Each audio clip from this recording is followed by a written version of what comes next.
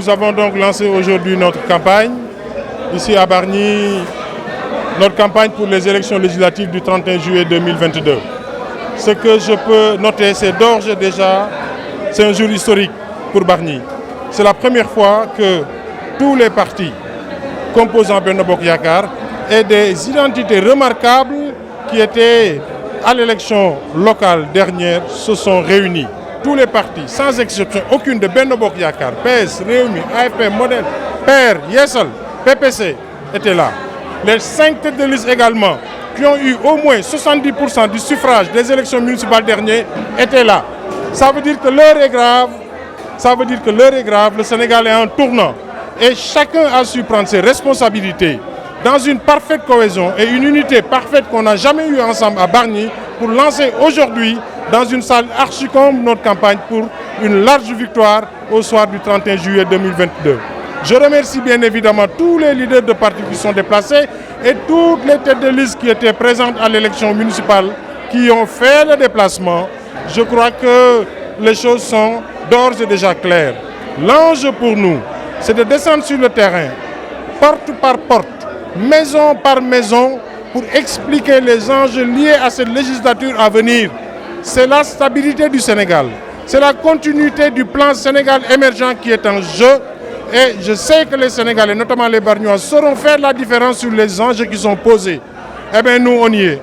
On va continuer le terrain, aller voir nos parents, aller voir nos cousins, aller voir nos amis, pour qu'il y ait une large participation à Bargny. Parce que c'est ça le premier défi, la participation.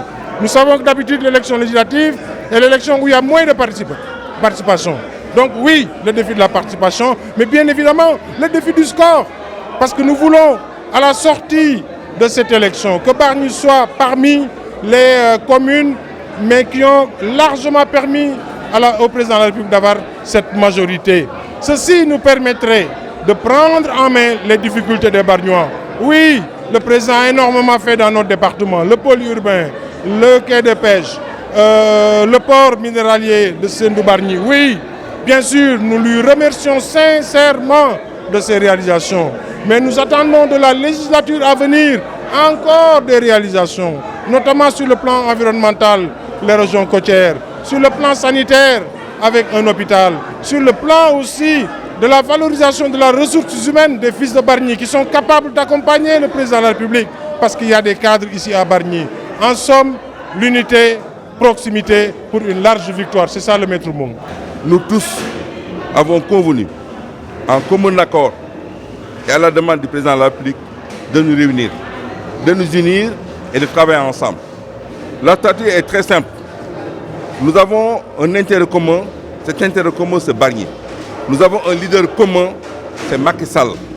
Si nous avons un intérêt commun et un leader commun, rien ne doit s'opposer à ce qu'ensemble, nous puissions travailler la main, dans un esprit de partage, de cohésion, de mise en commun de nos idées, de nos efforts et de permettre au président Macky Sall d'avoir le 31 juillet, en tout cas pour Bargny, une majorité suffisante qui lui permette de mener à bien sa politique en se basant sur une Assemblée nationale qui est à sa disposition et qui lui permettra de conduire à bien l'ensemble des projets pour lesquels il a de l'ambition pour le peuple sénégalais.